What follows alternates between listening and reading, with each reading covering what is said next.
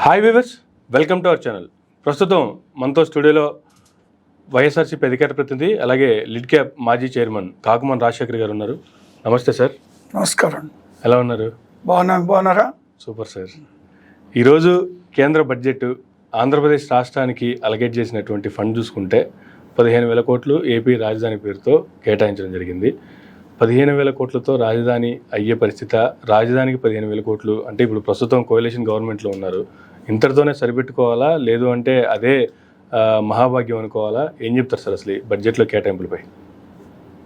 చాలా విచిత్రమైనటువంటి అంశం ఇది. ఎందుకంటే సార్, చంద్రబాబు నాయుడు గారు అధికారంలో ఉన్నప్పుడు 14 నుంచి 19 దాకా అధికారంలో ఉన్న సమయంలో అదే రాజధాని నిర్మాణం కొరకు కేవలం ఇన్ఫ్రాస్ట్రక్చర్ కొరకు మాత్రమే 1,10,000 కోట్ల రూపాయలు అవసరత ఉంది అని దాదాపు 7-8 సంవత్సరాల క్రితం లేదా 9 సంవత్సరాల క్రితం వాళ్ళ అధికారంలోకి వచ్చిన కొత్తలో ఎస్టిమేట్ చేసి కేంద్ర ప్రభుత్వానికి ఒక ప్రతిపాదన పంపారు. చంద్రబాబు నాయుడు గారు యొక్క వాళ్ళు పూర్తి రాజధాని నిర్మాణానికి కూడా ఎస్టిమేట్ చేసింది అరౌండ్ సార్ 5 lakh crores. కంప్లీట్గా రాజధాని కంప్లీట్ అవ్వాలి అంటే అప్పుడు అది ఇప్పుడు 10 లక్షల కోట్లు అవ్వచ్చు, 15 లక్షల కోట్లు అవ్వచ్చు. ఈయన ఏదైతే ఆ రోజు ఇన్ఫ్రాస్ట్రక్చర్కి పెట్టినటువంటి 1,10,000 కోట్ల రూపాయల ఎస్టిమేషన్ కేంద్రాన్ని పంపిన దానికి మరి ఈరోజు 3 లక్షలు అవ్వచ్చు, లేదా 5 లక్షలు అవ్వచ్చు. సో డే బై డే పెరుగుతూ ఉంటుంది, ఎస్టిమేషన్ సహజంగా పెరుగుతూ ఉంటుంది. అలాంటి పరిస్థితుల్లో మరి ఈరోజు కేవలం 15,000 కోట్ల రూపాయలు కేంద్రం కేటాయించి రాజధాని నిర్మాణం చేసుకోండి అని కేంద్రం చెప్తా ఉంటే చాలా హాస్యాస్పదంగా ఉంది సార్. ఎందుకంటే గతంలో కేంద్రంలో బీజేపీ ఉంది, 14 నుంచి 19 దాకా గతంలో వీళ్ళు కలిసే ఉన్నారు. అంటే 18లో విడిపోయారు, 1 సంవత్సరం ముందు ఎన్నికలకి ముందు. కానీ వీళ్ళు కలిసే ఉన్నారు. తెలుగుదేశం పార్టీ కానీ, జనసేన కానీ, బీజేపీ కానీ 3 పార్టీలు అప్పుడు కూడా కలిసే ఉన్నాయి. కలిసి ఉన్నప్పుడు కూడా వాళ్ళు ఇచ్చినటువంటి నిధులు ఏంటి? రాజధాని నిర్మాణానికి ఈయన పెట్టిన 1,10,000 కోట్ల రూపాయల ఎస్టిమేట్ పంపితే 5,000 కోట్లే మేము ఇచ్చినట్టున్నారు. 2,000 కోట్లు ఇచ్చారు. రిలీజ్ చేసింది కేవలం 1,500 కోట్లు మాత్రమే. 1,500 కోట్ల రూపాయల్లో వీళ్ళు ఖర్చు పెట్టింది 1,200 కోట్ల రూపాయలు వీళ్ళు చూపించారు. అసలు వర్క్ జరిగింది 6,000 కోట్ల రూపాయలకి. ఓకే, మిగిలిందంతా కూడా దుబారా జరిగింది, అవినీతి జరిగింది. సో ఈ విధంగా రాజధాని నిర్మాణంలోనే గతంలో తాత్కాలిక భవనాలు కట్టేటప్పుడు దగ్గర నుండి అవినీతి జరిగింది. తాత్కాలిక భవనాలు స్క్వేర్ ఫీట్కి ఈవెన్ హైదరాబాద్ సిటీలో అయినా స్క్వేర్ ఫీట్కి 2,500, 3,000 ఉంటాయి. కానీ అమరావతిలో 12,000 రూపాయలు స్క్వేర్ ఫీట్కి పెట్టడం జరిగింది వాళ్ళు. సో అంత పెట్టి తాత్కాలిక భవనం కట్టించినప్పటికీ వర్షం పడిన తర్వాత 2 సెంటీమీటర్లు వర్షం పడితే 4 సెంటీమీటర్లు నీళ్లు లోపల కారుతున్న పరిస్థితులు ఉన్నాయి. అది కూడా నాసి రకమే. ఈ విధంగా ఆ అమరావతి నిర్మాణంలో అడ్డగోలుగా అవినీతి చేసినటువంటి పరిస్థితులు ఉన్నాయి. అంటే కేవలం ఆయన ఉద్దేశం దాన్ని ఒక రియల్ ఎస్టేట్ వ్యాపారంగానే భావించారు తప్పితే ఒక రాష్ట్ర రాజధాని నిర్మాణం ఏ విధంగా చేయాలి అనేటువంటి దాని స్పష్టమైనటువంటి ప్రణాళిక వాళ్ళ దగ్గర లేదు.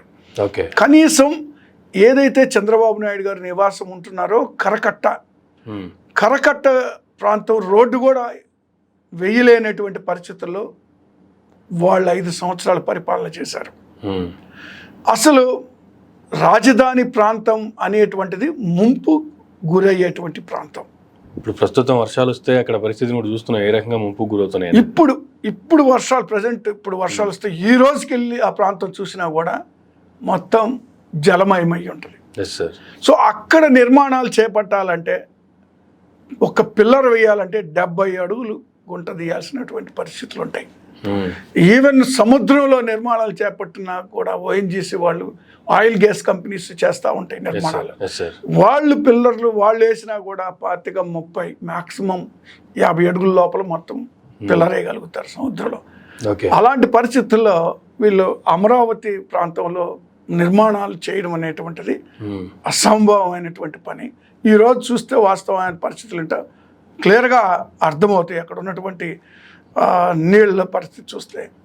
కాబట్టి కేవలం వాళ్ళు రియల్ ఎస్టేట్ వ్యాపారానికి వాళ్ళు ఏదైతే ఇన్సైడర్ ట్రేడింగ్ చేశారో, ఏదైతే భూములు కొన్నారో, ఏదైతే పేదల నుంచి అసైన్మెంట్ భూములు కొన్నారో, దళితుల నుంచి కొన్నారో, ఆ భూములు ధరలు పెంచుకోవడానికి ధనవంతుల్ని ఇంకా ధనవంతులు చేసేటువంటి తప్పితే ఆ ప్రాంతంలో పేదవాళ్ళు నివసించడానికి అవకాశం లేనటువంటి పరిస్థితుల్లో రాజధాని నిర్మాణాలు మళ్ళీ చేపట్టాలని వాళ్ళు నిర్ణయం తీసుకున్నారు. మేము అందుకే జగన్మోహన్ రెడ్డి గారు చాలా స్పష్టంగా 3 ప్రాంతాలు అభివృద్ధి చెందాలనేటువంటి ఒక సదుద్దేశంతో ఎలాంటి లక్షల కోట్లు ఖర్చు పెట్టకుండానే 3 ప్రాంతాల్లో నిర్మాణాలకు ఖర్చు పెట్టకుండా 3 ప్రాంతాల్లో కేవలం ఒక 10,000 కోట్ల రూపాయల లోపలే ఉన్నటువంటి బిల్డింగ్స్ తోటి రాజధానిలో మరి కార్యకలాపాలు నిర్వహించాలని ఒక డెసిషన్ తీసుకున్నారు. సో అది ఆగిపోయింది అనేక కారణాల వల్ల, కోర్టుల ఇంటర్ఫరెన్స్ వల్ల ఆగిపోయింది. అయితే నేను ఒక మాట ఖచ్చితంగా చెప్పదలుచుకున్నాను. ఇప్పుడు ఇచ్చినటువంటి 15,000 కోట్ల రూపాయలు అనేటువంటిది మళ్ళీ వాళ్ళు అవినీతి చేయడానికి, అడ్డగోలుగా వాటిని దుర్వినియోగం చేయడానికి, లేదా అదే ఫండ్స్ని డైవర్ట్ చేయడానికి తప్పితే, అది కూడా అలొకేషన్స్లే కదా, దాంట్లో ఎంత రిలీజ్ చేస్తారని సెకండరీ కదా. మళ్ళీ ఇప్పుడు గతంలో కూడా అంతే 2,000 కోట్లు అప్పుడు అలొకేట్ చేశారు. అవును, రిలీజ్ చేసింది 1,500 కోట్లు. కాబట్టి రాజధాని అనేటువంటిది అది ఒక పెద్ద స్కామ్. రాజధాని నిర్మాణం అనేటువంటిది లేదా వీళ్ళకి ఇచ్చేటువంటి నిధుల్లో అడ్డగోలు అవినీతి మరొకసారి చేయడానికి కేంద్ర ప్రభుత్వం అవకాశం కల్పించింది. వీటన్నిటి బదులు ఈ రాష్ట్రానికి నిజంగా కేంద్ర ప్రభుత్వం మేలు చేయాలనుకుంటే ప్రత్యేక హోదా ఒక్కటే దీనికి మార్గం. ఈరోజు ఆంధ్రప్రదేశ్కి ప్రత్యేక హోదా ఇస్తే అన్ని అంశాల్లో లేదా అన్ని వ్యవస్థల్లో కూడా మరి డెవలప్ అయ్యేటువంటి అవకాశం ఆంధ్రప్రదేశ్కి ఉంటుంది. గతంలో ఎన్డీఏ ప్రభుత్వం వీళ్ళు కలిసి ఉన్నప్పుడే ప్రత్యేక హోదా అవసరం లేదు, ప్రత్యేక ప్యాకేజీ రాష్ట్రానికి మేలు చేస్తుంది, అంతకంటే ఎక్కువ ప్రత్యేక హోదాలు ఏమి రావు అనేటువంటిది అప్పుడే ప్రత్యేక ప్యాకేజీ తెచ్చేసుకున్నారు కదా, దానికి ఒప్పేసుకున్నారు కదా. మరలా ఇప్పుడు ప్రత్యేక హోదా ఇవ్వడానికి కేంద్రం ముందుకు వస్తుందా? అదే ఇప్పుడు ఈ ప్యాకేజ్ అనేటువంటి దాన్ని ప్రత్యేక హోదాని తాకట్టు పెట్టారు. కానీ పిటి ఏంటంటే ఆ ప్యాకేజ్కి చట్టబద్ధత లేనటువంటి ప్యాకేజ్ ఇచ్చారు. ఓకే, సో ప్యాకేజ్ అనేటువంటి దాన్ని కూడా ప్రాపర్గా వాళ్ళు చేయలేదు గతంలో వాళ్ళు ఉన్నప్పుడు, అధికారంలో ఉన్నప్పుడు. బీజేపీ అక్కడ అధికారం, ఇక్కడ తెలుగుదేశం.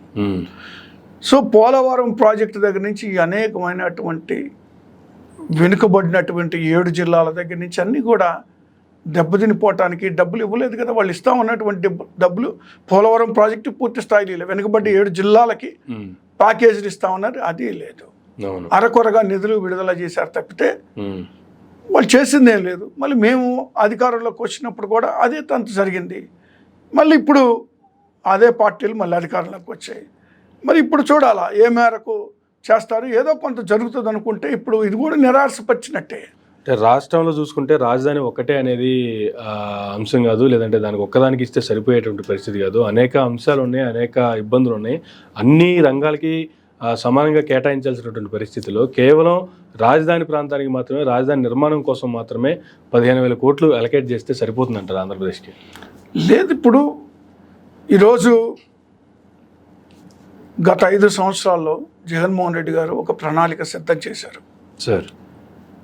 అవి వీళ్ళకి ఒక మాట చెప్పాలంటే ఛాలెంజెస్. ఏదైతే జగన్మోహన్ రెడ్డి గారు ప్రారంభించారో వాటిని కొనసాగించాలంటే ఖచ్చితంగా నిధులు అవసరం. ఈ నిధులు అవసరం అంటే కేంద్రం నుంచి తెచ్చుకోవాల్సిందే. ఈరోజు పోర్టులు తీసుకొచ్చారు, సీ పోర్టులు తీసుకొచ్చారు. అదేవిధంగా ఎయిర్పోర్ట్, ఇంటర్నేషనల్ ఎయిర్పోర్ట్ ఒకటి పెండింగ్ ఉంది. 17 మెడికల్ కాలేజెస్ కట్టుబాటు జరుగుతూ ఉన్నాయి. ఇంకా అవే ఉమ్, ప్రధానమైనటువంటి ఇవి చాలా ప్రధానమైనటువంటిది. ఫిషింగ్ హార్బర్స్ కడుతున్నారు. ఇవన్నీ కూడా ఏంటంటే ఉపాధి అవకాశాలు కలుగుతాయి. వీటిని ఎప్పుడైతే మనం పూర్తి చేస్తామో ఉపాధి అవకాశాలు కూడా ఓకే కలుగుతాయి. అదేవిధంగా ఈ 17 మెడికల్ కాలేజెస్ కంప్లీట్ అయితే మరి ఉద్యోగ అవకాశాలు ఉంటాయి, పిల్లలకి ఎడ్యుకేషన్కి అవకాశం ఉంటుంది, మెడికల్ కాలేజెస్ వచ్చేస్తాయి. సో ఈ విధంగా మరి అనేకమైనటువంటి కొన్ని ప్రాజెక్టులు, స్టీల్ ప్లాంట్ ఇది విశాఖపట్నం ప్రారంభించడం జరిగింది. సో ఇవన్నీ కూడా వాళ్ళు నిధులు తీసుకొచ్చి వీటిని కంటిన్యూ చేయాలి. కంటిన్యూ చేయాలి. ఎందుకంటే వీళ్ళు ఏదైతే మరి జగన్మోహన్ రెడ్డి గారు చేపట్టేటువంటి ప్రతి పథకం కూడా భారీ ప్రాజెక్టులు చిన్న చిన్న ఏం కాదు. సో ఇలాంటి ప్రైవేట్ కంపెనీలను తీసేయండి. వాళ్ళు ప్రైవేట్ కంపెనీల అనేకమైన వస్తున్నాయి, అమ్మోలేని సరే పెట్టేవాళ్ళు పెడతారు. ఇప్పుడు అది వేరే విషయం. ప్రభుత్వ రంగ సంస్థలు అభివృద్ధి చెందాల్సినటువంటి అవసరం ఉంది. ఉపాధి అవకాశాలు కూడా పెంచుకోవాల్సినటువంటి అవసరం ఉంది. ఇప్పుడు వీళ్ళు కేవలం ఏదో అమరావతిని అడ్డగోలుగా దోచుకోవడానికి మరో ఒక అవకాశం ఇచ్చారు తప్పితే మిగిలిన వాటన్నిటి కూడా నిధులు ఇవ్వాలిగా. మరి వాటి గురించి మరి వీళ్ళు ఏ రూపేణ నిధులు తీసుకొస్తారో చూస్తాం ఖచ్చితంగా. మేము కేంద్రంతో అందుకే కేంద్రంతో మా ఉద్దేశం ఏంటంటే వీళ్ళు కలిసి ఉన్నారు కాబట్టి, కేంద్రంతో వీళ్ళకి సత్సంబంధాలు కలిగి ఉన్నారు కాబట్టి నిధులు తెచ్చుకోవడం ఎందుకు అలసత్వం, అభివృద్ధి చేయడంలో ఎందుకు అలసత్వం అనేటువంటి దాని మీద మేము కూడా క్వశ్చన్ చేస్తున్నాం. చూద్దాం కొద్ది రోజు ముందు రోజుల్లో ఏ విధంగా కేంద్రం స్పందిస్తుందో, ఏ విధంగా సహకరిస్తుందో అనేటువంటిది కూడా చూస్తాం. మళ్ళీ అధికారంలోకి రాగానే రాజధాని ప్రాంతం మొత్తం కలిదిరిగారు. ఈ రాజధాని ప్రాంతంలో ఉన్నటువంటి భూముల్ని అమ్మి ఆ భూముల అమ్మగా వచ్చినటువంటి డబ్బులతోనే రాజధానిని డెవలప్ చేస్తాము, రాజధాని ప్రాంతం ఆ భూములు అమ్ముకొని అదే డెవలప్ అవుతుంది, దానికి ఎవరు ఏం చేయాల్సిన అవసరం లేదు అనేటువంటిది కూడా ఒక స్టేట్మెంట్ కూడా ఇచ్చారు కదా మంత్రి నారాయణ గారి ఆధ్వర్యంలో. ఇప్పుడు రాజధాని భూములు అమ్మడానికి ఎవడబ్బు సొత్తది? రైతులు ఇచ్చినటువంటి భూములు రాజధాని నిర్మాణం కొరకు సంవత్సరానికి 3 పంటలు పండేటువంటి సారవంతమైనటువంటి భూముల్ని రాజధాని నిర్మాణం కొరకు ఆ రోజు రైతులు ఇచ్చారు. ఆ భూముల్ని వీళ్ళు అమ్మకాలకు పెట్టి వ్యాపారాలు చేస్తాం అంటే ఎలాగా? గతంలో కూడా 1100 ఎకరాలు పైబడి దాదాపు 1500 అరౌండ్ సింగపూర్ కంపెనీకి కూడా అమ్మడం జరిగింది. ఇలాంటి అన్నీ వీళ్ళకి ఇష్టారాజ్యంగా దోచుకోవడానికి ఈ సంపద సృష్టిస్తాము అనేటువంటి మాట చెప్పడం జరుగుతూ ఉంది. ఓకే, సంపద సృష్టించాలంటే మరి రైతుల భూములను అమ్ముకోవడం సంపద సృష్టించేది కాబట్టి అది సరైనటువంటి విధానం కాదు. అది రైతులు ఏ పర్పస్కి అయితే ఇచ్చారో ఆ పర్పస్కి వాడండి. మేమేం చేస్తాం, రాజధాని నిర్మాణం మేము చేస్తాము అంటున్నారు, చెయ్యండి. నిర్మాణం దేని కొరకు ఇచ్చారు రైతులు, దానికి వినియోగించండి. వీళ్ళు కేవలం అక్కడ ఇన్సైడర్ ట్రేడింగ్ చేసి కొన్నటువంటి భూములు ధరలు పెంచుకోవడానికి తిరిగి అదే ప్రాంతంలో రాజధాని మేము నిర్మాణం చేపడతాము అని ప్రగల్భాలు పలుకుతున్నారు. అది సాధ్యపడే పని కూడా కాదు. అది తిరిగి మళ్ళీ తాత్కాలిక భవనాలు ఇలాంటివి ఒకటి కట్టి కాలయాపన చేసి 5 ఏళ్ళు ముగించడం తప్పితే కేంద్రం వీళ్ళు ఆశించినటువంటి 5-10 లక్షల కోట్లు ఇచ్చేటువంటి పరిస్థితి కేంద్రానికి లేదు, వాళ్ళు లేకపోతే కట్టే పరిస్థితి వీళ్ళకే లేదు. సంపద సృష్టించడం అనేది కేవలం ఉన్న భూముల్ని, అక్కడ ఉన్నటువంటి భూములు అమ్ముకొని ఎంతవరకు సంపాదిస్తారు, ఎంతవరకు ప్రభుత్వాన్ని నడుపుతారు, ఎంతవరకు నిర్మాణాలు చేపడతారు. భూములు అమ్మే సంపద సృష్టించాలంటే దానికి చంద్రబాబు నాయుడు గారు అవసరం లేదు కదా. అలా అమ్ముకునే పని అయితే మేము అధికారంలో ఉన్నప్పుడు మేము సంపద సృష్టిస్తాము, రాష్ట్రాన్ని గాడిలో పెడతామనే కదా చెప్తున్నారు వాళ్ళు ఇప్పటివరకు. సంపద సృష్టించడం అనేది ఉన్న భూములు అమ్ముకోనే, ప్రాజెక్టులు పెద్ద పెద్ద ప్రాజెక్టులు తేవాలా, వ్యాపారాలు విస్తరించాలా, ఫ్యాక్టరీలు రావాలా, దాని ద్వారా జీడిపి పెరగాల, దాని ద్వారా ఇన్కమ్ ప్రభుత్వానికి రావాలా, ప్రజల ఆర్థిక స్థితిగతులు కూడా మెరుగుపడాలా. ఎప్పుడైతే ప్రజల ఆర్థిక పరిస్థితి, కొనుగోలు శక్తి ఎప్పుడైతే ప్రజల్లో పెరుగుతుందో జీడిపి ఆటోమేటిక్గా పెరిగిపోతుంది. ఆ విధంగా ప్రజల నుంచి రావాలి తప్పితే ఉన్నటువంటి భూముల్ని అమ్ముకోనట్టు తీసుకురావడం అనేది అవివేకం. అది జగన్మోహన్ రెడ్డి గారు ఏం చేశారు, ప్రజల్ని ఆర్థికంగా బలపరిచారు కాబట్టే ఓకే. జీడిపి రేట్ పెరిగింది. ఉమ్. ఈరోజు రాష్ట్రంలో పేదరికాన్ని నిర్మూలించడానికి, ఉమ్. పేదల్ని కొనుగోలు శక్తి పెంచడానికి ఆయన చేసినటువంటి కృషి ఫలితమే రాష్ట్రంలో ఆర్థికంగా కొంతమేరకు బలపడింది. జగన్మోహన్ రెడ్డి గారు జీడిపి పెంచారు, పేద ప్రజలు కొనుగోలు శక్తి పెంచారు, దాని ద్వారా రాష్ట్రం కూడా బాగుపడింది అంటున్నారు. దానికంటే అంతకు మించి చేస్తామని చెప్పి అనేక వాగ్దానాలు ఇచ్చారు కదా చంద్రబాబు గారు. ఆ వాగ్దానాలు ఇచ్చిన తర్వాత అధికారంలోకి వచ్చారు కదా. కరెక్టే. ఇప్పుడు అంటే ఇంకా రాష్ట్రం అంతకంటే ఇంకా డెవలప్ అవుతుందనే కదా ఇప్పుడు దాని మీనింగ్. మరి ఇప్పుడు వాగ్దానాలు ఇవ్వటం వేరు, అమలు పరచడం వేరు. ఓకే. ఆచరించాలి కదా. వాగ్దానాలు కేవలం ఎన్నికలకే పరిమితమైన వాళ్ళు ఇచ్చినటువంటి వాగ్దానాలు. ఓకే. మేమేదైతే 19 ఇచ్చామో అవన్నీ దాదాపుగా 99.5% నెరవేర్చాం. వీళ్ళు ఇచ్చినటువంటి గతంలో వీళ్ళు ఇచ్చినటువంటి 650 హామీలు నెరవేర్చకుండా అప్పుడు దిగిపోయారు. ఇప్పుడు సూపర్ 6 అని మళ్ళీ ఇచ్చారు. సూపర్ 6లో చూసుకుంటే ఎక్కువ అవసరం లేదు. ఇప్పటి వరకు జరిగినటువంటి సంఘటనలో అమ్మఒడి పథకానికి పిల్లలు ఎంతమంది ఉంటే అంతమందికి ఇస్తాము అని ఆ రోజు ఎన్నికల్లో ప్రచారం చేశారు అందరూ. బీజేపీ అయినా, జనసేన అయినా, లేదా తెలుగుదేశం అయినా ప్రచారం చేశారు. కానీ ఏం చేశారు? ఇంటికి ఒక్కళ్ళకి మాత్రమే ఈరోజు రిలీజ్ చేశారు, జియో ఇచ్చారు. ఇంటికి ఒకళ్ళు, అది ఒకటి తొంగలో తొక్కేశారు. ఒకటి అయిపోయింది. ఓకే.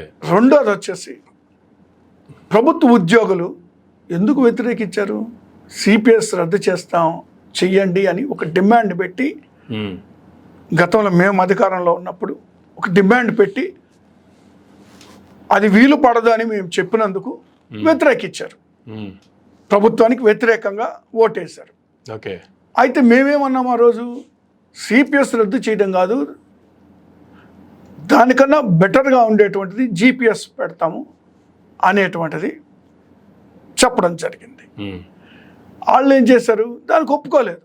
సిపిఎస్ అయితేనే మాకు ఓకే, అదర్వైజ్ మేము వ్యతిరేకించారు. ఎన్నికల్లో వ్యతిరేకంగా ఓటేశారు. వాళ్ళు సపోర్ట్ చేశారు కూటమిని.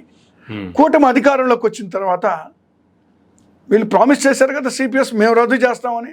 పవన్ కళ్యాణ్ గారు గుద్ది మరీ చెప్పారు కదా మేము చేస్తామని. వీళ్ళు అధికారంలోకి వచ్చిన తర్వాత నెల తిరక్క ముందే ఏదైతే గతంలో మేము జీపీఎస్ జీవో తయారు చేశామో ఆ జీవోని విడుదల చేశారు వీళ్ళు. ఓకే. సిపిఎస్ రద్దు చేయాల్సినటువంటి పరిస్థితి నుంచి జీపీఎస్ జీవో విడుదల చేశారు. అదొకటి ఏమైంది? తొంగలో దొక్కారు. ఓకే. అంటే ఈ విధంగా ఆల్రెడీ ప్రారంభమైంది. ఇప్పుడు అన్ఎంప్లాయిడ్ యూత్కి డబ్బులు ఇస్తామన్నారు కదా. అన్ఎంప్లాయిడ్ యూత్కి మొదటి నుండి 3,000 ఎంతో ఇస్తామన్నారు కదా. ఎక్కడిచ్చారు? మహిళలకు ఇస్తామన్నారు కదా. 18 సంవత్సరాలు నిండినటువంటి ప్రతి మహిళకి 15,000 ఇస్తా, 1,500 ఇచ్చారా? లేదా ప్రతి మహిళకు బస్సు ఉచితం అన్నారు, ప్రారంభించారా ఇప్పటికీ ఈ 2 నెలలు? కాబట్టి జగన్మోహన్ రెడ్డి గారు చాలా స్పష్టంగా అప్పుడు అందుకే ఏ సంవత్సరం ఏ డేట్ నుంచి ఏ పథకం ప్రారంభిస్తారని ఒక క్యాలెండర్ ఇచ్చారు. ఆ క్యాలెండర్ ప్రకారం జగన్మోహన్ రెడ్డి గారు ప్రతి పథకం కూడా అమలు పరిచారు. ఓకే. ఏదైతే మేనిఫెస్టోలో మాకుంటాయో ఆ మేనిఫెస్టో మనం ఎక్కడ చూసినా కనపడే విధంగా పెట్టారు. వెబ్సైట్లో కానీ, బయట కానీ, ఆఫీసులో కానీ. కానీ గతంలో తెలుగుదేశం అధికారంలో ఉన్నప్పుడు కానీ ఇప్పుడు కానీ మేనిఫెస్టో ఎన్నికల తర్వాత ఈ మేనిఫెస్టో కనపడదు మళ్ళీ. ఎందుకంటే అమలు చేసేటువంటి పరిస్థితులు లేరు. అమలు పరచలేక ఈరోజు పూర్తి స్థాయిలో బడ్జెట్ పెట్టలేని స్థితిలో కూడా ఈరోజు ప్రభుత్వం ఉంది. మేము అధికారంలోకి వచ్చినప్పుడు కేవలం 100 కోట్లు మాత్రమే ఖజానాలో ఉంది. కానీ బడ్జెట్ ప్రవేశపెట్టాం కదా. వీళ్ళెందుకు అప్పులు చూపించి బడ్జెట్ ప్రవేశపెట్టలేకపోయారు ఈరోజు? ఓకే. బడ్జెట్ ప్రవేశపెట్టడానికి కూడా చేతగానేటువంటి ప్రభుత్వం ఇది.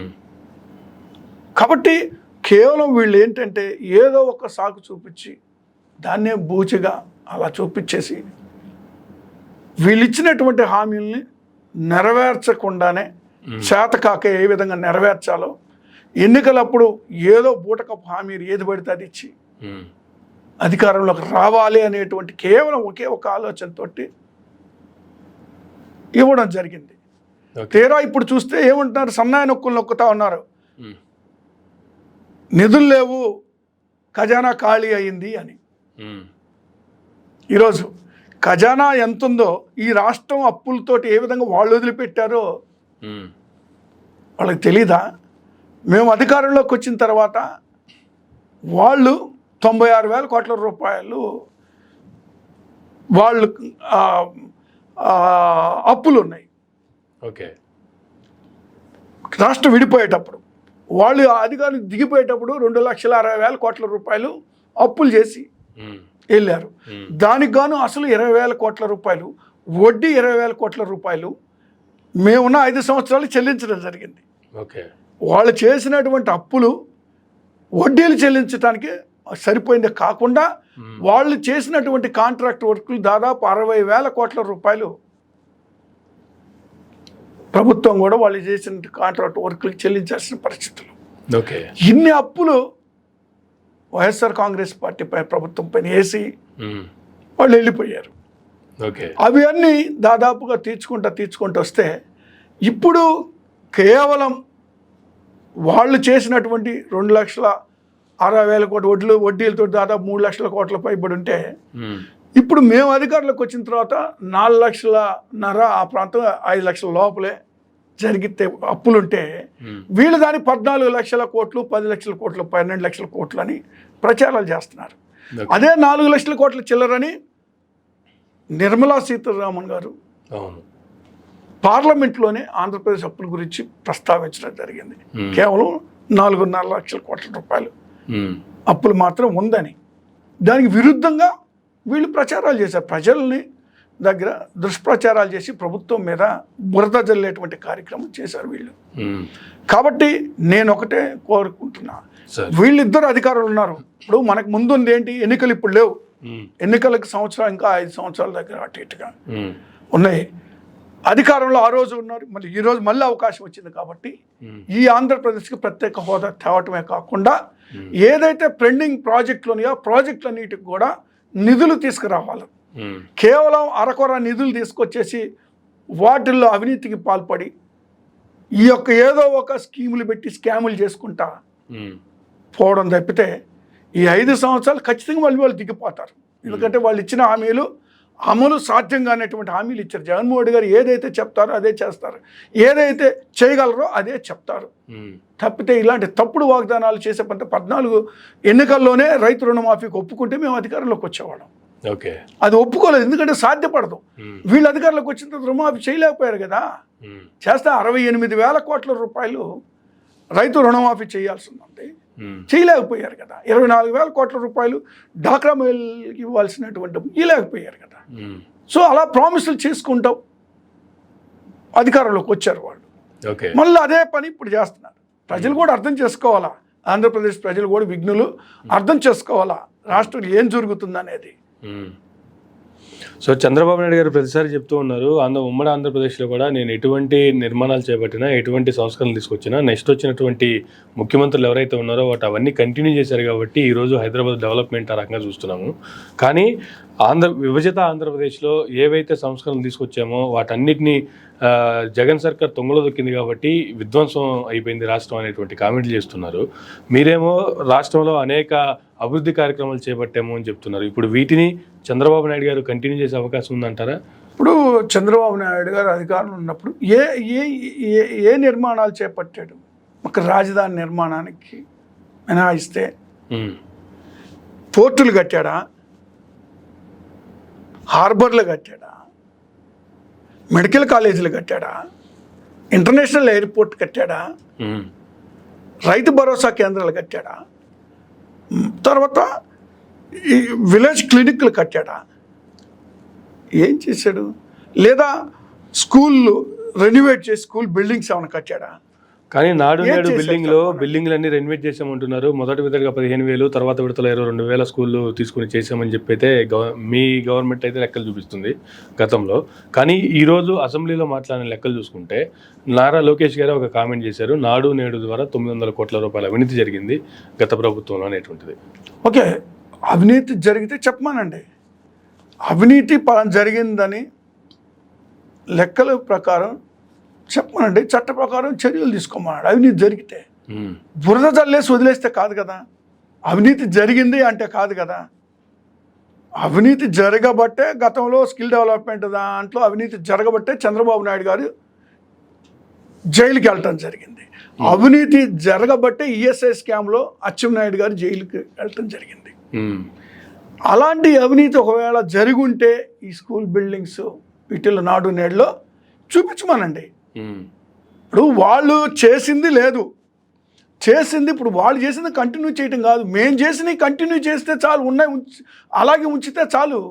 ఈ కూల్చివేత కార్యక్రమాలు ఆపి మేము ఏదైతే అభివృద్ధి చేశామో వాటి నుంచి మన వాళ్ళు వచ్చిన తర్వాత ఏం చేశారు, ఏది కంటిన్యూ చేశారు, ఏం చేయము. పార్టీ ఆఫీసులు పగలగొట్టడం, మడ్డల్లో మానభంగాలు చేయడము, వాళ్ళు చేస్తున్నటువంటి ప్రైవేటు ఆస్తులు ధ్వంసం చేయడం, రాజశేఖర రెడ్డి గారు లాంటి వాళ్ళు మహానుభావులు బొమ్మలు దీని తర్వాత మాట్లాడుకుందాం. మళ్ళీ ఇష్యూ డైవర్ట్ అవ్వకుండా దులిపల్ల నరేందర్ గారు కూడా ఒక ప్రకటన చేశారు అసెంబ్లీలోనే. ఆయన నియోజకవర్గం పొన్నూరులో, ఆయన నియోజకవర్గంలో దాదాపుగా ఒక 5-6 స్కూళ్ళు తిరిగితే ఆల్రెడీ ఉన్నటువంటి బిల్డింగ్కి లేదా ఆల్రెడీ ఉన్నటువంటి టాయిలెట్లకే రంగులేసి ఎంతెంత ఖర్చు అయిందని చెప్పి డబ్బులు అయితే డ్రా చేశారు, వర్క్ కూడా చేయలేనటువంటి పరిస్థితి. అటువంటి పరిస్థితుల్లో రాష్ట్రం మొత్తం ఇన్ని వేల స్కూల్స్లో నాడు నేడు ద్వారా డెవలప్ చేసామనేటువంటిది గత ప్రభుత్వం చెప్తున్నటువంటి లెక్కలు అనేటువంటిది ఒక కామెంట్ చేశారు ఆయన. ఇప్పుడు ఒకటండి, మీరు గతంలో ఒక విలేజెస్లో కానీ ఎక్కడ కానీ ఒక స్కూల్కి పిల్లలు వెళ్తే ఆడపిల్లలు బాత్రూమ్కి వెళ్ళటానికి కూడా లేనటువంటి దుస్థితిలో ఉంది. అది అసలు మరి వాళ్ళు అది గమనిస్తున్నారో గమనించట్లేదు, ఎంత ఆడపిల్లలు ఇబ్బంది పడుతున్నటువంటి పరిస్థితులు ఉన్నాయి.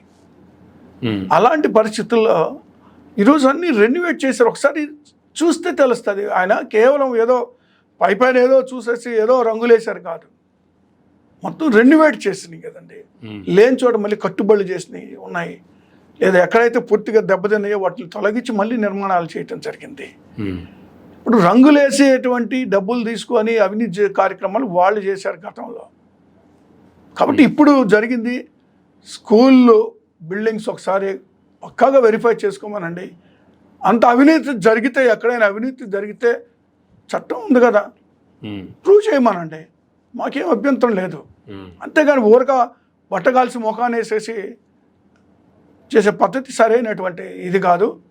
తప్పు జరిగితే ఏ శాఖలైనా ఎక్కడైనా సరే ఏ వస్తే తప్పు జరిగి ఉంటే బయట పెట్టండి, మాకేం అభ్యంతరం లేదు, మేము సిద్ధంగా ఉన్నాం. ఓకే, కానీ ఈ 3 నెలలకి పెట్టేటువంటి బడ్జెట్ ఓటాన్ అకౌంట్లో ఏ రంగాలకు సంబంధించి ఏ విధంగా ఉండబోతుందంటే ఏం చెప్తారు సార్? ఏ విధంగా బడ్జెట్ ప్రవేశపెట్టబోతున్నారు, దాని మీద మీ కామెంట్ అంటే ఏం చెప్తారు? రాష్ట్ర ప్రభుత్వం, ఎస్ సార్, రాష్ట్ర ప్రభుత్వం ప్రస్తుతానికి పూర్తి స్థాయి బడ్జెట్ పెట్టేటువంటి పరిస్థితుల్లో లేదు. ఇప్పుడే జరుగుతున్నాయి కాబట్టి ఏ మేరకు ఎంతవరకు పెడతారు, లేదా ఎంతవరకు నిధులు వినియోగం చేయడానికి పెట్టుకుంటారు, ఎంత మేరకు నిధులు దుర్వినియోగం చేయడానికి పెట్టుకుంటారో కూడా తెలుస్తుంది. కొద్దిగా ఇది అయ్యాక మాత్రం నేను దాని గురించి కామెంట్ చేయగలను. ఒకసారి లా అండ్ ఆర్డర్కి సంబంధించి మాట్లాడుకుంటే సార్, ఆంధ్రప్రదేశ్ రాష్ట్రంలో లా అండ్ ఆర్డర్ మొత్తం చిన్నభిన్నం అయిపోయింది, అసలు శాంతి భద్రతలు లేవు అనేటువంటిది వైఎస్ఆర్సీపీ చేస్తున్నటువంటి కామెంట్లు. కానీ ఈరోజు అసెంబ్లీ వేదికగా కూడా హోంమంత్రి వంగలపూడి అనిత గారు చేసినటువంటి కామెంట్ చూసుకుంటే, పులివెందుల ఎమ్మెల్యే జగన్మోహన్ రెడ్డి గారి హయాంలో ఏ విధంగా చేశారో, ఏ విధంగా జరిగిందో, లా అండ్ ఆర్డర్ ఎంత చిన్నభిన్నం అయిపోయిందో ఒకసారి వాళ్ళ ధర్నా వేదికగా 5 సంవత్సరాల మీద కూడా ఒకసారి వాళ్ళని రివ్యూ చేయమని అన్నటువంటి కామెంట్లు చేసుకొచ్చారు. హోమ్ మినిస్టర్గా అతి కొద్ది రోజుల్లోనే పూర్తి స్థాయిలో విఫలమైంది అనేటువంటి మాట వాస్తవం.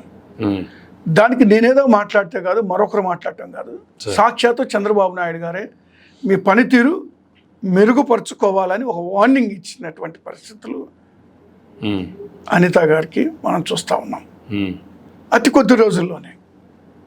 ఇప్పుడు ఈరోజు రాష్ట్రంలో ఎన్ని హత్యలు జరుగుతూ ఉన్నాయి.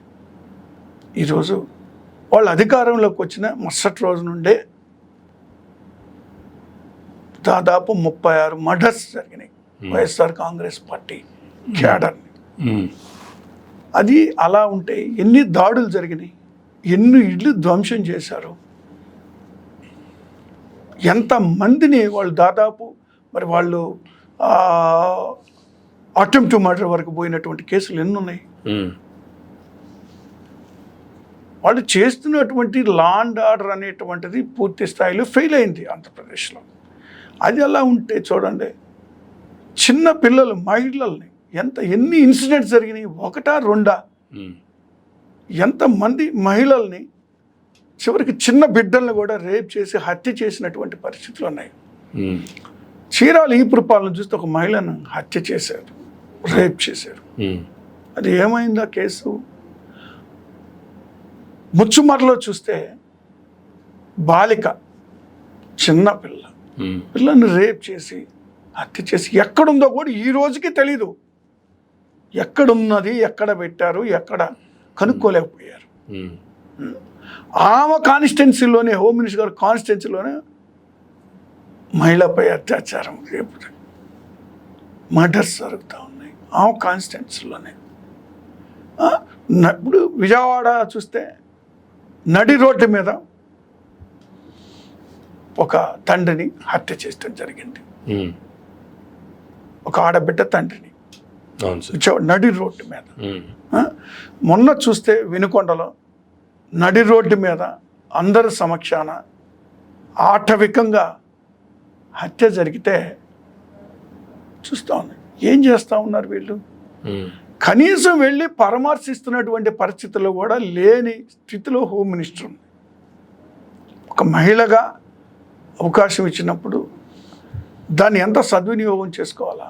ఆమె కేవలం ఆమె పదవిని జగన్మోహన్ రెడ్డి గారికి విమర్శ చేయడానికి వినియోగిస్తుంది తప్పితే ప్రజల మాన ప్రాణాలను కాపాడుకోవడానికి ఆమె పవర్ని వినియోగించకుండా కేవలం పత్రికల్లో, టీవీ ఛానల్స్లో ప్రచార హార్బాటం తప్పితే ప్రజలకు రక్షణ కల్పించడంలో శ్రద్ధ వహించటం లేదనేటువంటి మాట వాస్తవం.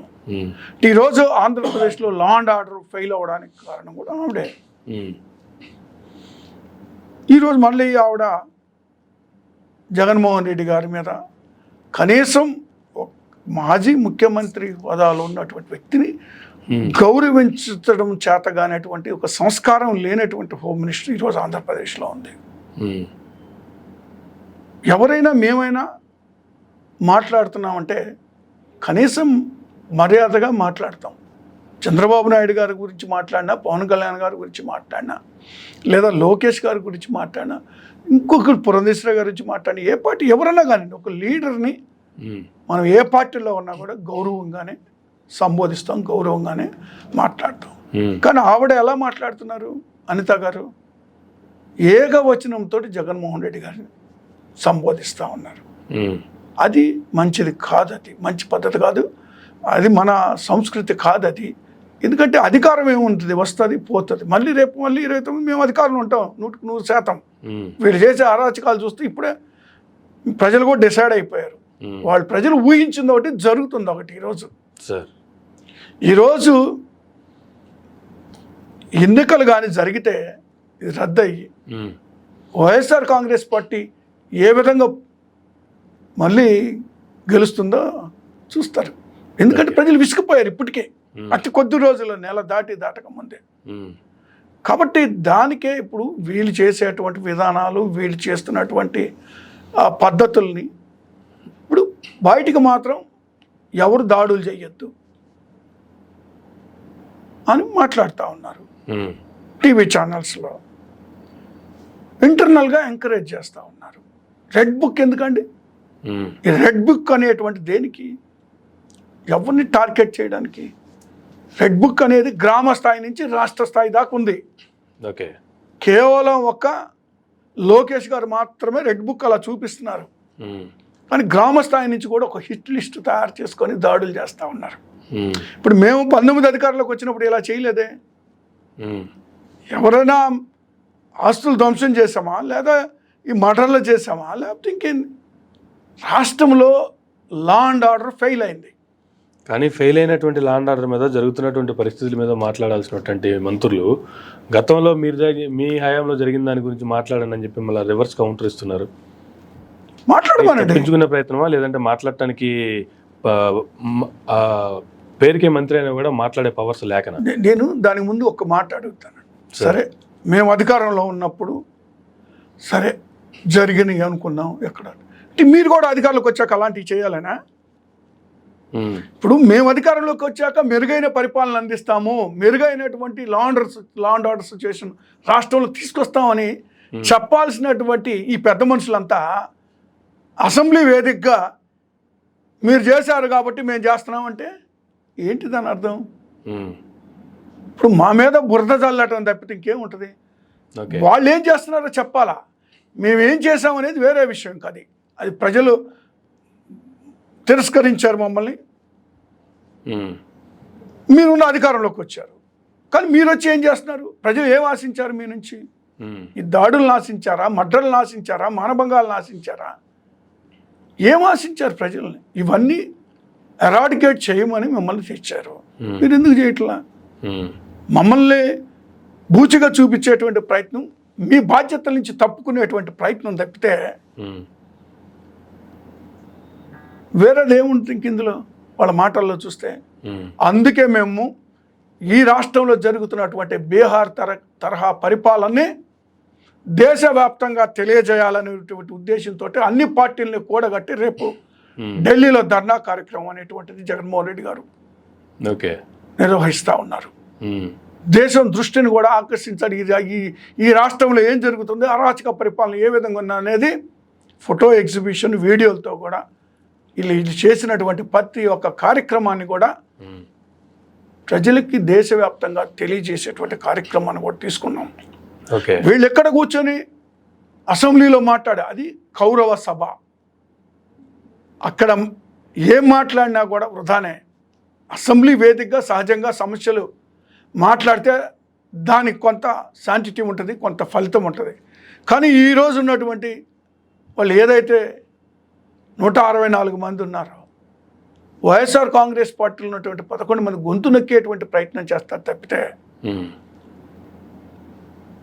ప్రజల యొక్క వాయిస్ని వైఎస్ఆర్ కాంగ్రెస్ పార్టీ ఎమ్మెల్యేలు తీసుకెళ్ళాలనేటువంటి ప్రయత్నాన్ని కూడా అడ్డుకునేటువంటి పని చేయగలరు. వాళ్ళు చేశారు గతంలో 14, 19 చూసాం కాబట్టి తెలుసు కాబట్టి మీరు చెప్తున్నాం. అందుకే దీన్ని ఢిల్లీ స్థాయిలో దేశవ్యాప్తంగా తెలియచేయాలా, ఈ ఉద్యమాన్ని కూడా ఉధృతం చేయాలా, ఈ రాష్ట్రం లా అండ్ ఆర్డర్ కంట్రోల్లోకి వచ్చే విధంగా కేంద్ర ప్రభుత్వం కూడా చర్యలు తీసుకోవాలని ప్రధానమంత్రి కానీ, ప్రెసిడెంట్ కానీ, హోమ్ మినిస్టర్ కానీ కూడా అందరిని కలవడమే కాకుండా అన్ని పార్టీల మద్దతు కూడా మేము కోరుతా ఉన్నాం ఈరోజు. కానీ ఏ ప్రభుత్వం అధికారంలోకి వచ్చినా సరే సార్, మినిమం ఒక 6 months ఎవరికైనా కూడగట్టుకోవడానికి, పాలన సజావుగా సాగించడానికి టైం ఇస్తారు ప్రతిపక్షాలు. కానీ ఇక్కడ 1.5 monthకే రాస్తారోకోలో, లేదంటే ధర్నాలో, లేదంటే ఢిల్లీ వేదిక దేశవ్యాప్తంగా రాష్ట్రంలో జరుగుతున్నటువంటి పరిస్థితులను వివరించేందుకు ఒక ధర్నా నిరసన కార్యక్రమాన్ని ఏర్పాటు చేసుకున్నారు. అంటే 1.5 monthలోనే ప్రభుత్వం ఫెయిల్ అయిందనా, లేదంటే 1.5 monthలోనే ఎక్కువ రోజులు మనం వెయిట్ చేయాల్సిన పని లేదు, జనాల్లోకి వెళ్ళాలనేటువంటి ఇదా? మేము రాష్ట్రపతి పరిపాలన పెట్టాలి అని కోరుతున్నాము. దాని మీద మీరు అడుగుతుంది రైట్. మీరు ఒకటే చెప్తున్నాను సార్, మేము 6 నెలలు సమయం తీసుకున్నాం. వాస్తవంగా 6 నెలల వరకు ఎవరిని మాట్లాడొద్దని జగన్మోహన్ రెడ్డి గారు కూడా ఒక ఆదేశాలు జారీ చేశారు. 6 months ఈ ప్రభుత్వానికి టైం ఇచ్చి పరిపాలన తీరును బట్టి మాట్లాడదామని. కానీ వాళ్ళు ఏం చేశారండి, అధికారం చేపట్టడంతో వెరీ నెక్స్ట్ డే మా పార్టీ సెంట్రల్ పార్టీ ఆఫీస్ని కూల్చివేత చేశారు. రాష్ట్రం మొత్తం కూడా వైఎస్ఆర్ కాంగ్రెస్ పార్టీ ఆఫీసుల్ని కూల్చివేత కార్యక్రమాలు ప్రారంభించారు. కూల్చివేయాల్సిన అవసరం ఏంటి? ఏదైతే జీవో చంద్రబాబు నాయుడు గారు తెచ్చారో ప్రభుత్వ భూముల్ని పార్టీ ఆఫీసులకి అలాట్ చేసుకోవచ్చు అని ఏ విధంగా వాళ్ళు చేసుకున్నారో అదే విధంగా మేము చేసాం, అదే జీవోతోటి. అది అక్రమం ఎలా అవుతుంది? వాళ్ళు కట్టుకుంటే సక్రమం, మేము కట్టుకుంటే అక్రమం.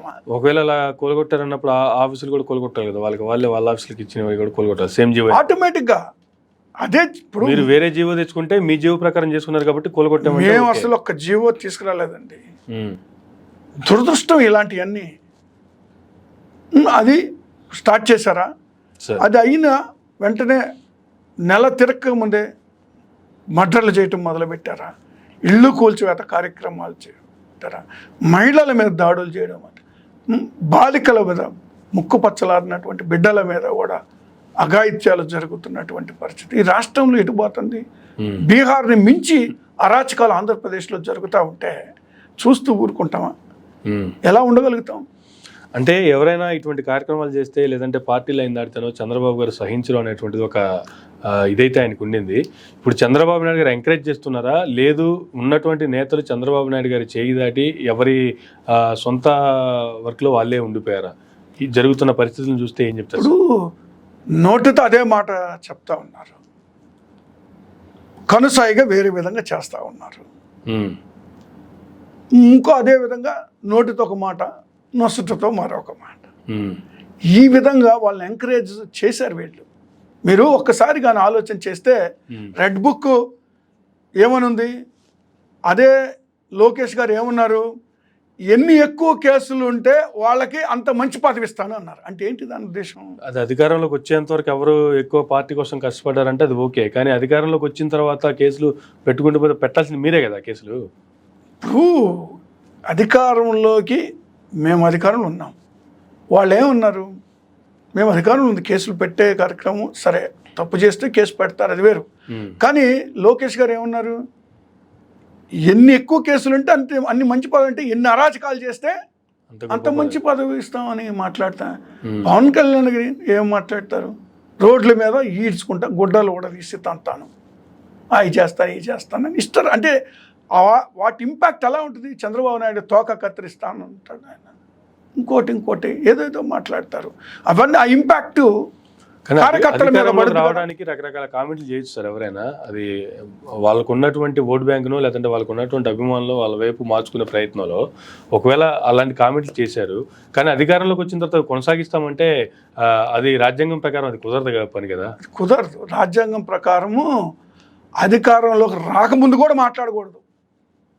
ఎందుకంటే ఇప్పుడు ఒక అన్రెస్ట్ క్రియేట్ అవుతుంది సమాజంలో, మనం ఇష్టరాజ్యంగా నోటుకొచ్చినవి మాట్లాడితే అన్రెస్ట్ క్రియేట్ అవుతుంది. ముఖ్యంగా కేడర్, పార్టీ కేడర్లో, కింద స్థాయి కేడర్లో ఒకలాంటి ఉక్రేషాన్ని మనం నూరిపోసినట్టే కదా. ఇప్పుడు అధికారంలోకి వాళ్ళు వచ్చిన ఆ రోజు ఎప్పుడైతే మెజారిటీ దశగా ఎప్పుడు పోయిందో కూటమి మధ్యాహ్నం నుంచే దాడులు మొదలుపెట్టారు కదా. అంటే ఏంటి, ఇన్ని రోజులు మనం చేసినటువంటి ప్రిపరేషనే కాదు వాళ్ళని. ఇప్పుడు ఆ రోజు నుంచి నువ్వు సక్రమంగా లీడర్షిప్ ఎలాగ ఉండాలండి? లీడర్షిప్ అనేటువంటిది ఒక పద్ధతిలో తీసుకెళ్ళాలి కేడర్ని. రెచ్చగొట్టే కార్యక్రమాలు చేయకూడదు. అలా రెచ్చగొట్టి ఓ పద్ధతిగా తీసుకెళ్ళకపోతే మేము అధికారంలోకి వచ్చినప్పుడు మేము ఎందుకు చేయలేదు ఇవన్నీ? మేము చేయొచ్చుగా, అయినా మెజారిటీ వచ్చిన వెరీ నెక్స్ట్ మూమెంట్ మేము ఎందుకు దాడులు చేయలేదు? పార్టీ ఆఫీసుల మీద ఎందుకు దాడులే? ఎక్కడైనా వాళ్ళ పార్టీ ఆఫీస్ మేము పగలగొట్టామా? పగలగొట్టలేదే. లేదా వాళ్ళ మహిళల మీద మేము ఎక్కడైనా దాడులు చేసామా? మహిళల్ని ఏమన్నా ఇబ్బంది పెట్టామా? వాళ్ళు ఎందుకు చేశారు ఇవన్నీ? కాబట్టి నేనేమంటానంటే ఎప్పుడు కూడా ఒక లీడర్ అనేటువంటి వాడు క్యాడర్ని ఒక మంచి మార్గంలో నడిపించాలి తప్పితే ఈ విధమైన విధానం తీసుకొచ్చేసి రెడ్ బుక్ రాజ్యాంగాన్ని అమలు పరిస్తే జరగబోయేది అరాచకాలే. ఈ అరాచకాలని అరికట్టడానికి మేము కేంద్ర ప్రభుత్వాన్ని కోరుతా ఉన్నాం. ఇప్పుడు మేము అధికారంలోకి వస్తాం 29లో, మేము కూడా ఇలాగే చేయాలా మళ్ళీ? అంతే కదా, మేము చేయాలి. మేమేం చేయాలా? మంచి పద్ధతి కాదు అది. మేము అధికారంలోకి వచ్చినా మేము చెయ్యం. అది గతంలో చేయలేదు, రేపు వచ్చాక కూడా మేము ఇచ్చేసే ఆలోచన మేము చెయ్యం. మాకు ఒక నిబద్ధత ఉంది. జగన్మోహన్ రెడ్డి గారు ఒక డైరెక్షన్ ఇస్తారు మాకు, ఆ డైరెక్షన్ ప్రకారం నడుస్తాడు. అదే డైరెక్షన్, నోటితో ఒక మాట, నొసటితో ఒకటి ఉండదు. మాకు ఒకటే ఉంటుంది. వాళ్ళలాగా చెప్పేది ఒకటి, చేసేది ఒకటి ఉండదు. కాబట్టి ఈ యొక్క అరాచకాలకి ఇప్పుడైనా స్వస్తి పలికితే మంచిది. లేకపోతే ఆంధ్రప్రదేశ్ రావణ కాష్టంగా మారిపోతుంది. ఇక తప్పని పరిస్థితుల్లో ఎదురుదాడికి కూడా మేము సిద్ధపడాల్సిన పరిస్థితులు వస్తాయి. దాకా తెచ్చుకోకుండా ఉంటే మంచిది వాళ్ళు. కానీ అసెంబ్లీ సమావేశాలు స్టార్ట్ అవుతున్న సమయంలో చూసుకుంటే నిన్నటి వరకు జగన్మోహన్ రెడ్డి గారు అసెంబ్లీకి రారు, ఆయనకు వచ్చే ధైర్యం లేదు, వచ్చే అసెంబ్లీలో కూర్చోలేరు అన్నట్టు చేసినటువంటి కామెంట్ల నేపథ్యంలో అసెంబ్లీ సమావేశాలు స్టార్ట్ అవుతున్నాయి, గవర్నర్ గారి ప్రసంగం ఉంటుంది, దానికి జగన్మోహన్ రెడ్డి గారు హాజరయ్యారు, ప్లకార్డులు పట్టుకొని వస్తుంటేనే బయట ప్లకార్డులు మొత్తం పోలీసులు లాక్కొని చేసినటువంటి పరిస్థితుల్లో ఆయన అసెంబ్లీ బయట ఆయన చేసినటువంటి comment original vintage Jaganmohan Reddy గారు మళ్ళీ బయటకు వచ్చారన్నటువంటి కామెంట్లు కూడా వినిపిస్తున్నాయి. ఏం చెప్తారు సార్ దీని మీద? మీ కామెంట్ అంటే ఏం చెప్తారు? అంటే జగన్మోహన్ రెడ్డి గారు మొట్టమొదటే కౌరవ సభ అని మాట్లాడటం జరిగింది. దానికి అనుగుణంగానే మనం జరిగింది. అసెంబ్లీకి రాడు, భయపడతాడు. జగన్మోహన్ రెడ్డి గారి డిఎన్ఏలోనే భయం అనేది లేదు, భయం అనేది ఆయనకి లేదు. వీళ్ళు వీళ్ళు వీళ్ళు ఎందుకు మాట్లాడుతున్నా అర్థం కాదు. అడ్డగోలుగా అన్యాయంగా అక్రమంగా 16 నెలలు జైల్లో పెట్టినా కూడా బయటకు వచ్చి మగాళ్ళలాగా ప్రజల మధ్యలో నిలబడి ప్రజల పక్షాన పోరాటం చేసి 19 ఎన్నికల్లో మళ్ళీ ఒక్కసారి ఓడిపోయినా కూడా 19 ఎన్నికల్లో విజయం సాధించి ప్రజలకు ఇచ్చినటువంటి వాగ్దానాలు నెరవేర్చు. ఏ రోజు భయపడి ఇంట్లో కూర్చునేవాడేం కాదు కదా. ఇప్పుడు ఎన్నికలు అయిపోయినాయి. ఎన్నికలు అయిపోయిన తర్వాత జరిగినటువంటి మర్డర్స్ జరిగితే వినుకోండి, వెంటనే కార్యకర్తల ఇంటికి వెళ్ళి పలకరించి ఓదార్చి ఆ కుటుంబాన్ని అన్ని విధాలు ఆదుకోవడానికి ముందుకు వచ్చాడు. ఇలాంటి వాటికి భయపడేటువంటి వ్యక్తి కాదు జగన్మోహన్ రెడ్డి. డిఎన్ఏలోనూ భయం అనేది లేదు. కాబట్టి వీళ్ళు వరకు భ్రమపడుతున్నారు. సినిమా చూపిస్తాడు రేపు అసెంబ్లీలో. 4 రోజులు పోతే ఈరోజు ఏదో లేడు, ఈరోజు ఢిల్లీ కార్యక్రమం వెళ్ళాడు, నెక్స్ట్ వస్తాడు. అంత ఈజీగా ఊరుకునేటువంటి మనిషి కాదు, అంత ఈజీగా ఎవరికి భయపడేటువంటి వ్యక్తి కాదు. ఆ కష్టాలని, నష్టాలని, బాధల్ని అన్నీ ఓర్చుకొని వాటన్నిటినీ అధిగమించినోడు ఆయన.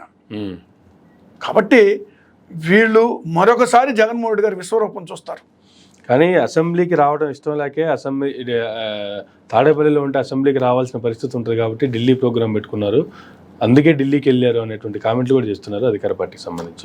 అసెంబ్లీలో అనేది ఈ రోజుతో అయ్యేది కాదు. ఇప్పుడే ప్రారంభం. అధికారంలోకి వచ్చిన తర్వాత వాళ్ళు ప్రారంభం అయింది. 5 సంవత్సరాలకి ఎన్ని అసెంబ్లీలు జరుగుతాయి, ఎన్ని అసెంబ్లీలకు రావాలా, ఎన్ని మాట్లాడాలా, ఎన్ని సమస్యలను తీసుకురావాలా. ఇప్పుడు ఢిల్లీ కార్యక్రమం అనేది ముందుగా నిర్ణయించుకున్నటువంటి కార్యక్రమం. అది దేశం దృష్టి, అన్ని పార్టీల మద్దతు, అధికారంలో ఉన్నటువంటి బీజేపీ నాయకులను కలిసేటువంటి కార్యక్రమం ఇవన్నీ పెట్టుకుని ఉన్నారు ఆల్రెడీ. కాబట్టి ఈరోజు ఏదో ఒక రోజు 2 రోజులు రానంత మాత్రాన అక్కడ మునిగిపోయేది ఏం లేదు, వెళ్ళినంత మాత్రాన అక్కడ వచ్చేది కూడా ఏమి ఉండదు. ఎందుకు? అది ఏకపక్షంగా జరుగుతుంది అసెంబ్లీ. ఓకే, ఏకపక్షంగా. కాబట్టి చూస్తూ ముందు రోజుల్లో ఖచ్చితంగా.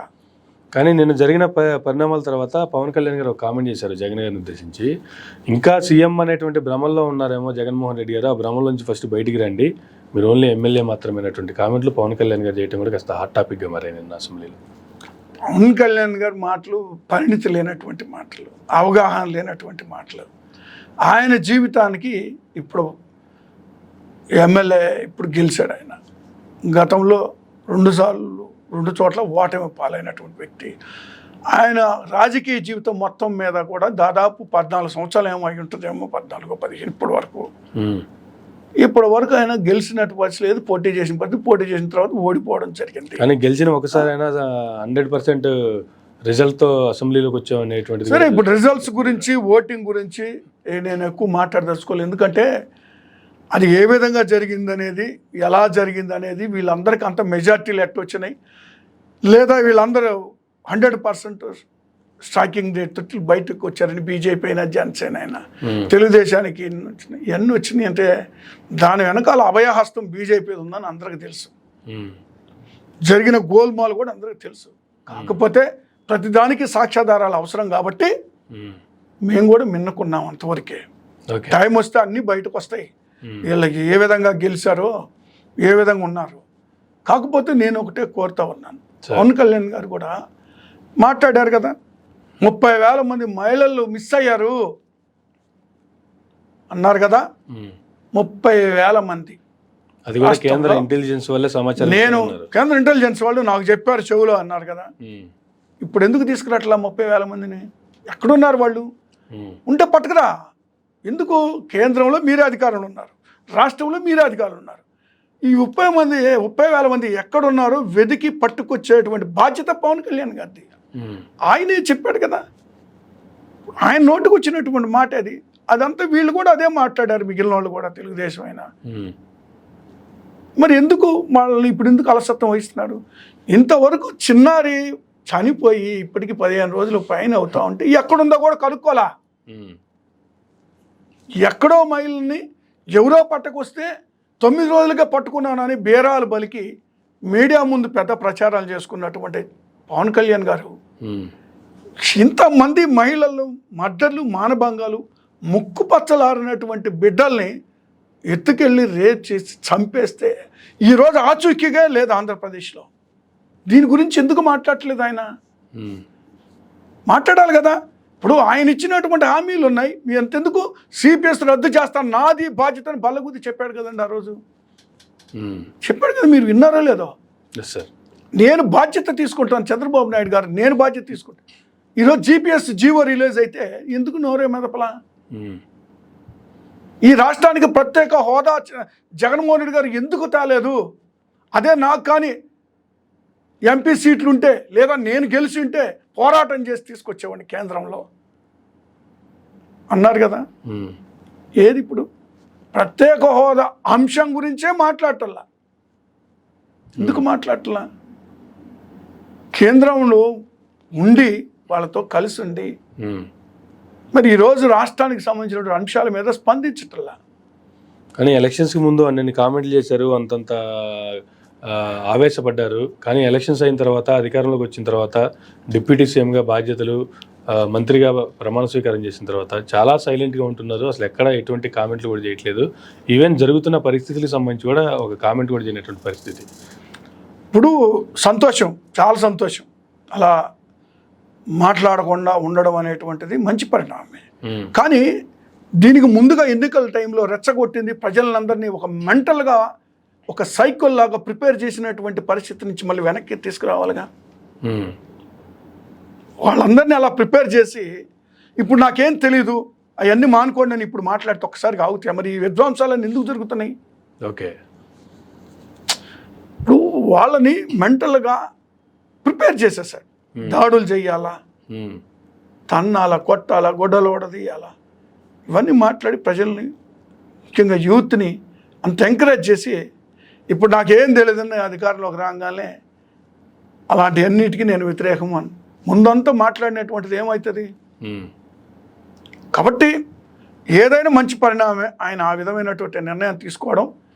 ఈ జరుగుతున్నటువంటి పరిణామాలను ఇప్పటికైనా ఆయన నోరిప్పాల్సిన అవసరం ఉంది, మాట్లాడాల్సిన అవసరం ఉంది. చంద్రబాబు నాయుడు, తెలుగుదేశం పార్టీ నాయకులు చేసేటువంటి దౌర్జన్య అరాచకాలను ఆయన మాట్లాడాల్సిన అవసరం ఉంది. అధికారం తీసుకున్నాం కదా, అధికారం పాలు పంచుకున్నాం అని చెప్పేసి మౌనంగా ఉంటే ఆయన రాజకీయ జీవితాన్ని ఆయన సమాధి చేసుకున్నట్టే. ఓకే, చంద్రబాబు నాయుడు గారిని నమ్ముకొని రాజకీయం అంటే పవన్ కళ్యాణ్ గారిని కుక్క తొక్క పట్టుకొని గోదావరి వదినట్టే. ఎప్పుడు ఏమవుద్దో తెలియదు ఈ రాష్ట్రంలో. ఊడిపోయే ముక్కు లాంటిది, ఎప్పుడు ఏదైనా జరగవచ్చు. కాబట్టి ఆయన ముందే మేలుకోవాలా. ఆయన కనీసం ఆయనకి ప్రజలు ఇచ్చినటువంటి మ్యాండేటు, ఆయన పార్టీకి ఇచ్చినటువంటిది ఆయన కాపాడుకోవాలా. వీళ్ళు చేసేటువంటి అరాచకాలను ఆయన సమర్థిస్తా కూర్చుంటే ఆయన ఎగ్జిస్టెన్సే దెబ్బతింటుంది. అది మనం ఆయన ఆలోచన చేసుకోవాలి. అది ఓకే. నిన్న అసెంబ్లీ వేదికగా జరిగిన మరొక ఆసక్తికరమైన అంశం చూసుకుంటే, గతంలో మీ పార్టీ తరఫున గెలిచి మీ పార్టీ మీదే వ్యతిరేక వాదన వినిపించి ఇప్పుడు మరలా ఎంపీ పొజిషన్ నుంచి మరలా ఎమ్మెల్యేగా పోటీ చేసి అసెంబ్లీలో కూర్చున్నటువంటి ఉండి ఎమ్మెల్యే రఘురామకృష్ణరాజు గారు జగన్మోహన్ రెడ్డి గారి చేతిలో చేసి మాట్లాడటం చాలా టీడీపీ వర్గాలకు కూడా కాస్త షాక్ గురి చేసిందని అనుకోవాలి. ఎట్లా చూడాలి సార్ అసలు ఈ అంశాన్ని ఎలా చూడాలి? ఈ సంఘటనకు సంబంధించి మీరు ఏం చెప్తారు సార్ అసలు? అంటే ఇప్పుడు కొన్ని టీవీ ఛానల్స్లో, పర్టికులర్గా నేను ఒక TV channel that is ABN నేను చూశాను సార్. దాన్ని వక్రీకరించి రఘురామకృష్ణరాజు గారు పాజిటివ్గా మాట్లాడుతున్నప్పటికీ దాని నెగిటివ్ షేడ్స్ తీసుకురావడానికి విఫలయత్నం చేశారు వాళ్ళు. వాళ్ళ పనే అది కదా వాళ్ళ టీవీ ఛానల్లో.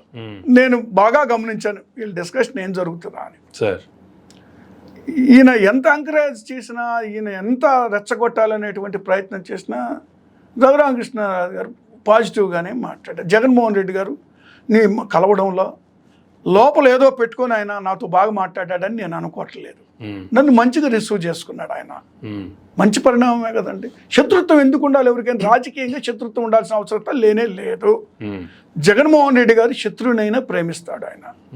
ఆయన దగ్గరకు వచ్చినటువంటి మనిషిని లేదా ఆయన ఇంటికి వచ్చిన మనిషిని, ఆయన ఆఫీసు మనిషిని ఎప్పుడైనా గౌరవించేటువంటి అలవాటు జగన్మోహన్ రెడ్డి గారిది. శత్రుత్వం పెంచుకోవాలనే ఆలోచన ఆయన చెయ్యడు. అలాగే రఘురామకృష్ణరాజు గారు ఎప్పుడైతే పలకరించారో అంతే ఆప్యాయత, అంతకన్నా ఎక్కువ ఆప్యాయత చూపిస్తారు జగన్మోహన్ రెడ్డి గారు. దానికి రఘురామకృష్ణరాజు గారు కూడా ఇంప్రెస్ అయినట్టుగా ఆయన మాటల్లో తెలుస్తూ ఉంది.